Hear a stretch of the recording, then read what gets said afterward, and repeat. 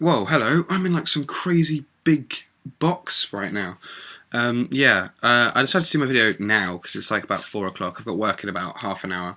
But I wanted to do this video now because, the light's good. And when they're done like this, you can see me a little bit better and it looks nicer. So the first thing I want to say is I'm getting pretty tired of the snow now. Like, I love snow as much as the next person, because snow's great. It's fun for making snowmen, having snowball fights, and it also stops you from going into your institute of education or employment, which basically means you get days off. But when it snows, I want it to snow properly. Like, if it snows, I want it to screw up everyone's plans, like stop trains and cars and stuff, and everyone gets to walk in the road and make snowmen and not go to uni or anything, rather than this crap attempt at snow that has graced the British public. In Lincoln right now, it's basically just slush city, or it's all frozen over to a nice bit of sheet ice that you can just slip on all the time. So that's kind of crappy. My day has been pretty uneventful. Woke up this morning in time for my lectures, which is odd because I don't usually go to my lectures on a Monday. Well, I say I don't usually go. I missed a couple in the last week or so, and so I went to the ones this morning, and it was really, really boring and pointless.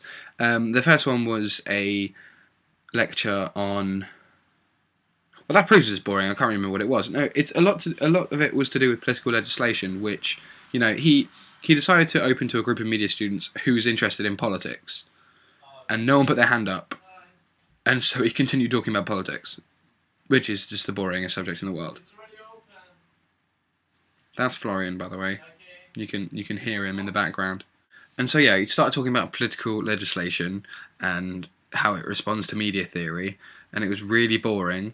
And I found it so difficult to write notes, because when I write notes in lectures, I just tend to just sort of basically write down whatever's been put on the PowerPoint in front of me, which isn't the most logical way of doing it, but it seems to be the only way that I can learn things. And if I type them out, I memorise it even better. But he was one of those annoying teachers that you get about like 3/4 of the way down a page, and then he changes the slide, and you're like, oh, great.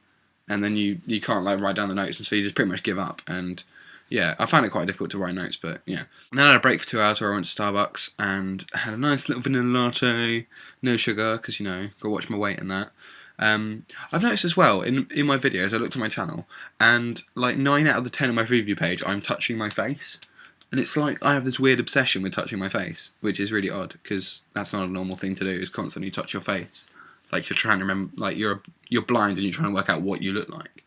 But yeah, had a really pointless lecture. Then we had another one in single cam, which is my practical filmmaking thing. I should really just call it practical filmmaking rather than single cam, where we watched a couple of student films that made absolutely no sense, which has inspired us to do our experimental piece, which is our next bit to do.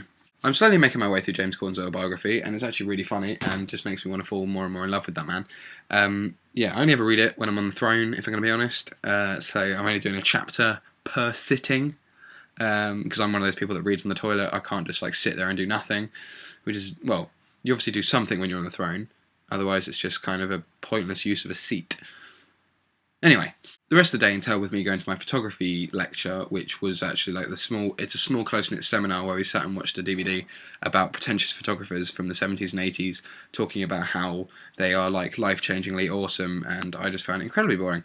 There was this one photographer though called Araki, who was from Japan, and he basically documents his entire life. So he's almost like the first YTOer. He did it in photograph form, which was quite cool, like seeing some of his work. Like he photographed his wedding, his honeymoon, and all that stuff, eventually leading up to his wife's death after 20 years of marriage, which I thought was really cool. Then on the way back, I was walking home with Florian, and we were talking about how we didn't like how people littered in the Brayford, which is the large body of water, well, the canal thing that runs through Lincoln, and we didn't like how we did it. And then literally 5 seconds after that, we found a swan dead in the river, and it was quite sad, because swans are, we had a nice like philosophical conversation about it, that how swans are such like regal creatures, and because we associate them with royalty all the time, it's quite sad when you see one like dead. You never see dead pigeons or anything like that, or if you do, it's like you've seen them just as they've been killed, like hit by a car or something.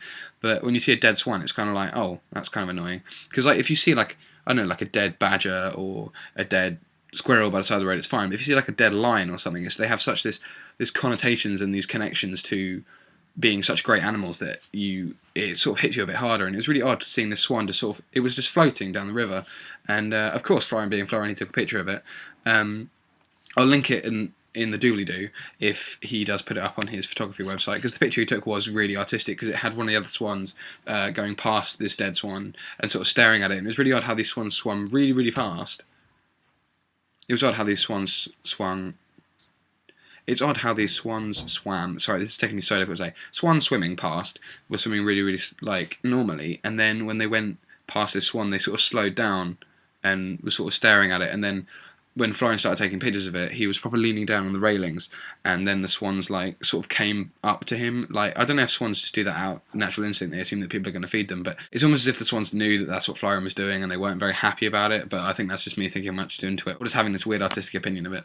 Do you remember a few weeks ago I said I was going to be doing a collab channel with John Foote and Tom Rees-Kay? That's kind of coming about now. We're currently discussing the name for it, and then we're going to write a script, because John's being annoying and not writing the script for it. So it's all his fault, and we're all going to like be annoyed at him. Bad John. I'm kidding.